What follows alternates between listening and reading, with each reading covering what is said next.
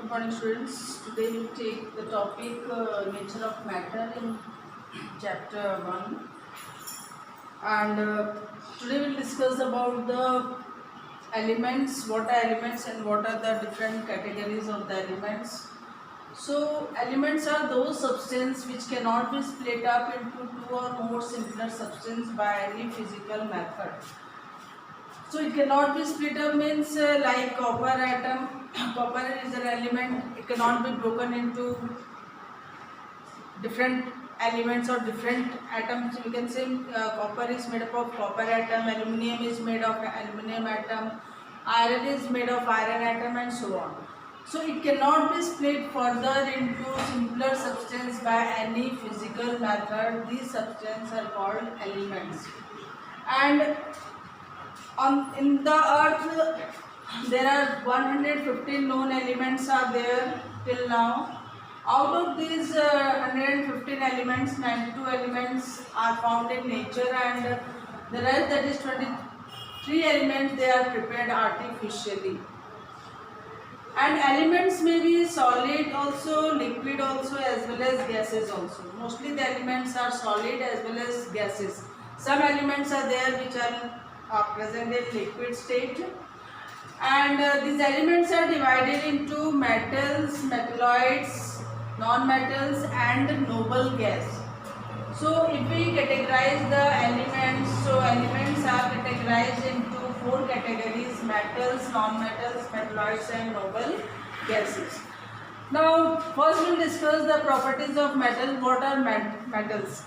So actually if we define the metals, metals are those elements which give positive ions or which give cations by losing of electrons. And the different properties of metals are malleable. Malleable means it can be drawn into sheets like copper, aluminium, iron. They can be drawn into sheets. That property is called malleability. Second is metals are ductile. Ductile means they can be drawn into wires. So same aluminium wire, copper wire, iron wire, they are all means the metals. These metals can be converted into wire. That process is called ductility. Metals are good conductor of heat and electricity. It is the third property. And metals are lustrous. Lustrous means they have shining property. So that is also the main property of metals. And metals are mostly hard in nature. Hard in nature means they are mostly strong and they have high tensile strength. Because the molecules in the metal, they are closely packed, and metals, as I told you, they exist in the solid state. So in the first chapter we have already discussed the properties of solid, that in solid the molecules are very tightly packed, and because of that the metals are especially strong and hard because the molecules are very close to each other. They exist actually in the solid state. Metals are solid at room temperature, just as I told you. Due to the closeness of its molecules or atoms, they have high melting and boiling point. Melting point means the temperature at which anything melts, and boiling point means the temperature at which anything boils.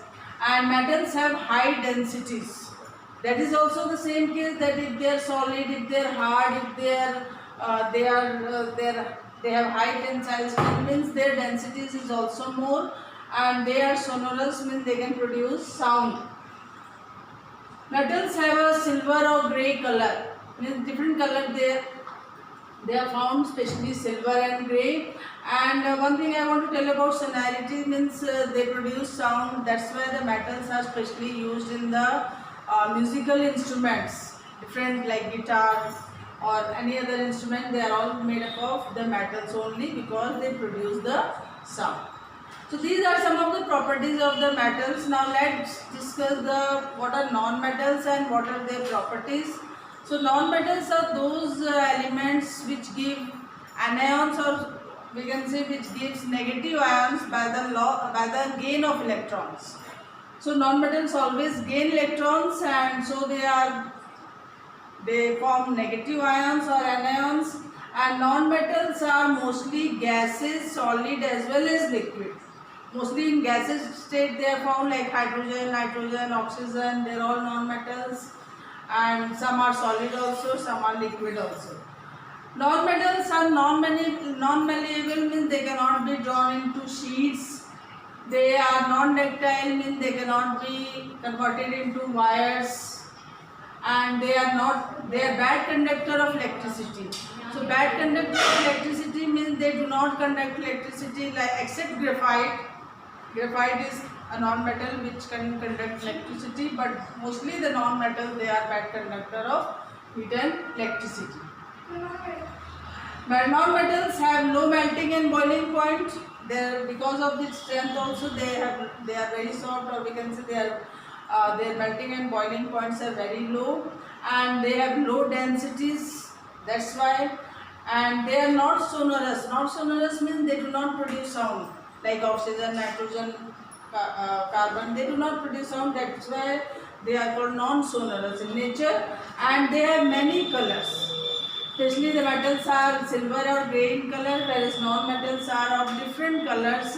So these are some of the properties of non-metals which I discussed now. And now what are metalloids? Metalloids mean those elements which show some properties of metal and some properties of non-metal. They are called metalloids. Means some properties they show of metal and some of non-metal. And noble gases mean those elements which are inert, which do not react with any other elements, like helium, neon, argon, krypton, xenon, radon.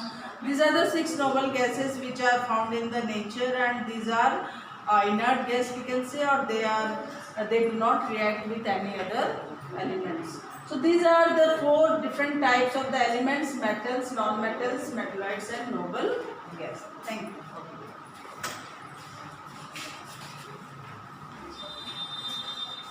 हम लोग बुलाना